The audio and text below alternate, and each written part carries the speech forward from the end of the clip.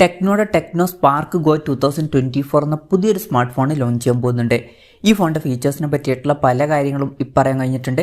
അതുപോലെ തന്നെ വിലയെ പറ്റിയിട്ടുള്ള ചില ന്യൂസുകളും ഇപ്പം പുറത്തു വന്നിട്ടുണ്ട്.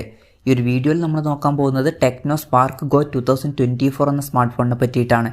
ആദ്യം നമ്മൾ ഫീച്ചേഴ്സും കാര്യങ്ങളൊക്കെ നോക്കുകയാണെന്നുണ്ടെങ്കിൽ ഈ ഒരു ഫോണിൽ 6.6 ഇഞ്ചിൻ്റെ HD+ ഡിസ്പ്ലേ വന്നേക്കാം. ഫുൾ HD റെസൊല്യൂഷൻ വരാൻ ചാൻസ് ഇല്ല. HD റെസൊല്യൂഷൻ ആയിരിക്കും ഈ ഫോണിൽ വരിക. പക്ഷേ ശ്രദ്ധിക്കേണ്ട ഒരു കാര്യം, ഈ ഫോണിൻ്റെ വില 7000 രൂപ പ്രൈസ് റേഞ്ചിലായിരിക്കും വരിക എന്നാണ് ഇപ്പോഴുള്ള റിപ്പോർട്ടുകൾ പറയുന്നത്. ആ ഒരു പ്രൈസ് റേഞ്ചിൽ നമുക്ക് ഫുൾ HD റെസൊല്യൂഷൻ ഒന്നും എക്സ്പെക്ട് ചെയ്യാൻ പറ്റില്ല. HD റെസൊല്യൂഷൻ എന്നുള്ളത് ഓക്കെയാണ് ആ ഒരു പ്രൈസ് റേഞ്ചിൽ. പിന്നെ പഞ്ചോൾ ഡിസൈൻ ഈ ഫോണിൽ വന്നേക്കാം. പഞ്ചോൾ വരിക ടോപ്പ് സെൻറ്റർ ഭാഗത്തായിട്ടായിരിക്കും. 7000 രൂപ പ്രൈസ് റേഞ്ചിൽ പഞ്ചോൾ ഡിസൈൻ വരികയാണെന്നുണ്ടെങ്കിൽ അത് എടുത്തു പറയേണ്ട ഒരു കാര്യം തന്നെയാണ്. സാധാരണ ഈ ഒരു പ്രൈസ് റേഞ്ചിൽ വാട്ടർ ഡ്രോപ്പ് നോച്ച് ഡിസൈനിലെ നോച്ചും കാര്യങ്ങളൊക്കെയാണ് വരാറ്. പിന്നെ ഈ ഒരു ഫോണിൽ 90 ഹെർട്സിൻ്റെ റിഫ്രഷ് റേറ്റ് സപ്പോർട്ട് ചെയ്യുന്നതായിരിക്കും. ഈ ഒരു പ്രൈസ് റേഞ്ചിൽ 90 ഹെർട്സിൻ്റെ റിഫ്രഷ് റേറ്റ് വരികയാണെന്നുണ്ടെങ്കിൽ അത് എടുത്തു പറയേണ്ട ഒരു കാര്യം തന്നെയാണ്. കാരണം സാധാരണ ഈ ഒരു പ്രൈസ് റേഞ്ചിൽ 60 ഹെർട്സിൻ്റെ റിഫ്രഷ് റേറ്റും കാര്യങ്ങളൊക്കെയാണ് വരാറ്.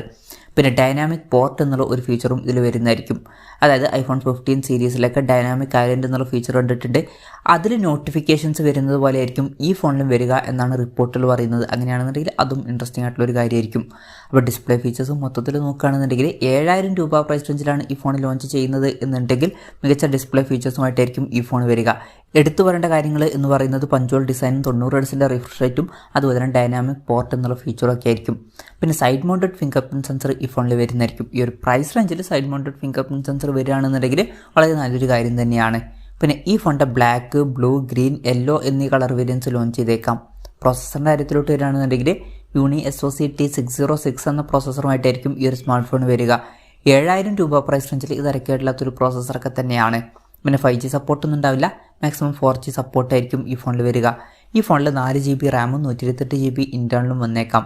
പിന്നെ ഇത് കൂടാതെ വെർച്വൽ റാം എന്നുള്ള ഫീച്ചറും വരുന്നതായിരിക്കും. അതായത് എക്സ്ട്രാ റാം വേണ്ട സമയത്ത് ഇൻറ്റേർണൽ മെമ്മറിയിൽ നിന്ന് കുറച്ച് മെമ്മറി എടുത്തിട്ട് അത് റാമായിട്ട് യൂസ് ചെയ്യും. അങ്ങനെ 4GB റാം വരെ എക്സ്ട്രാ നമുക്ക് ലഭിക്കുന്നതായിരിക്കും. മെമ്മറി എക്സ്പാൻഡ് ചെയ്യണമെന്നുണ്ടെങ്കിൽ മെമ്മറി കാർഡ്സിലോട്ട് ഈ ഫോണിൽ വന്നേക്കാം. സ്റ്റീരിയോ സ്പീക്കേഴ്സും കാര്യങ്ങളൊക്കെ ഈ ഫോണിൽ വരുന്നതായിരിക്കും. DTS ഓഡിയോ ഇതിൽ സപ്പോർട്ട് ചെയ്തായിരിക്കും. ഈ ഒരു പ്രൈസ് റേഞ്ചിൽ സാധാരണ സിംഗിൾ സ്പീക്കറും കാര്യങ്ങളൊക്കെയാണ് വരാറ്. എന്നാൽ ഈ ഫോണിൽ സ്റ്റീരിയോ സ്പീക്കേഴ്സ് വരുമെന്നാണ് റിപ്പോർട്ടുകൾ പറയുന്നത്. അങ്ങനെയാണെന്നുണ്ടെങ്കിൽ അതും എടുത്തു പറയേണ്ട ഒരു കാര്യമായിരിക്കും. പിന്നെ Android 13 ബേസ് ആയിട്ടുള്ള ഗോ എഡിഷൻ സോഫ്റ്റ്വെയർ ആയിരിക്കും ഈ ഫോണിൽ വരിക. ഗോ എഡിഷൻ എന്ന് പറഞ്ഞാൽ പ്രോസസ്സർ അത്ര പവർഫുൾ അല്ല എന്നുണ്ടെങ്കിലോ അല്ലെങ്കിൽ റാമൊക്കെ കുറവാണെന്നുണ്ടെങ്കിൽ ഫോണിൽ ഹാങ്ങും കാര്യങ്ങളൊക്കെ വരാൻ ചാൻസ് ഉണ്ട്. അത് ഒഴിവാക്കാൻ വേണ്ടിയിട്ട് ആൻഡ്രോയിഡിൻ്റെ ഒരു ലൈറ്റ് വെർഷനാണ് വരാറ്. അതാണ് ഗോ എഡിഷൻ സോഫ്റ്റ്വെയർ. പിന്നെ ക്യാമറയുടെ കാര്യം പറയുകയാണെന്നുണ്ടെങ്കിൽ ഫോണിൻ്റെ പിന്നിൽ ഡ്യുവൽ ക്യാമറ സെറ്റപ്പ് വന്നേക്കാം. 13 mega pixel main camera sensor ആയിരിക്കും ഈ ഫോണിൽ വരിക. രണ്ടാമത് ഒരു AI ലെൻസും വരുന്നതായിരിക്കും. പിന്നെ ഫ്രണ്ടിൽ 8 മെഗാ പിക്സൽ സെൽഫി ക്യാമറയും വന്നേക്കാം. ബാറ്ററിയുടെ കാര്യം പറയുകയാണെന്നുണ്ടെങ്കിൽ 5000 mAh ബാറ്ററി ഇതിൽ വരുന്നതായിരിക്കും. ഫാസ്റ്റ് ചാർജ് സപ്പോർട്ട് ചെയ്യില്ല. 10 വാട്ടിൻ്റെ ചാർജിങ് സ്പീഡായിരിക്കും ഈ ഫോണിൽ വരിക. പക്ഷേ ഈ ഒരു പ്രൈസ് റേഞ്ചിൽ നമുക്ക് ഫാസ്റ്റ് ചാർജ് സപ്പോർട്ട് എക്സ്പെക്ട് ചെയ്യാൻ പറ്റില്ല. പിന്നെ Type-C ചാർജിങ് പോർട്ടുമായിട്ടായിരിക്കും ഈ ഒരു സ്മാർട്ട് ഫോൺ വരിക. അപ്പോൾ തരക്കേടില്ലാത്തൊരു ബാറ്ററി സെറ്റപ്പും ഈ ഫോണിൽ വന്നേക്കാം. അപ്പം ഇതൊക്കെയാണ് ഫീച്ചേഴ്സിനെ പറ്റി പറയാനുള്ള കാര്യങ്ങൾ. പിന്നെ വിലയുടെ കാര്യം പറയുകയാണെന്നുണ്ടെങ്കിൽ നമ്മൾ പലപ്പോഴായിട്ട് പറഞ്ഞു, ഈ ഫോണിൻ്റെ വില 6999 രൂപയായിരിക്കുമെന്നാണ് ഇപ്പോഴുള്ള റിപ്പോർട്ടുകൾ പറയുന്നത്. കൺഫർമേഷൻസ് ഒന്നും ഇപ്പം പുറത്ത് വന്നിട്ടില്ല. ലോഞ്ച് ഡേറ്റിൻ്റെ കാര്യം പറയുകയാണെന്നുണ്ടെങ്കിൽ അതിനെ പറ്റിയിട്ടുള്ള കാര്യങ്ങളും ഇപ്പം പറയാൻ കഴിഞ്ഞിട്ടില്ല. എന്നാലും അടുത്ത് തന്നെ ഈ സ്മാർട്ട് ഫോൺ ഇന്ത്യൻ മാർക്കറ്റിൽ ലോഞ്ച് ചെയ്യാൻ സാധ്യതയുണ്ട്. എന്തായാലും ലോഞ്ച് ഡേറ്റിനെ പറ്റിയിട്ടുള്ള ന്യൂസുകളൊക്കെ വരുമ്പോൾ അതിനെ പറ്റിയിട്ടുള്ള വീഡിയോസൊക്കെ നമ്മൾ ചെയ്യുന്നതായിരിക്കും.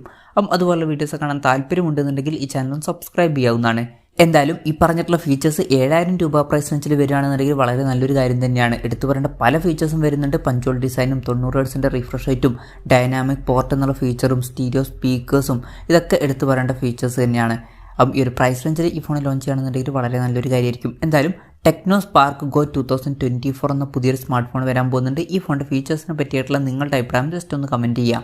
അതുപോലെ തന്നെ ഇന്ത്യൻ മാർക്കറ്റിൽ ഈ ഒരു സ്മാർട്ട് ഫോൺ നിങ്ങളിത് പ്രൈസിങ്ങിലാണ് എക്സ്പെക്റ്റ് ചെയ്യുന്നത് എന്നുള്ള കാര്യം കൂടി ജസ്റ്റ് ഒന്ന് കമൻറ്റ് ചെയ്യുക.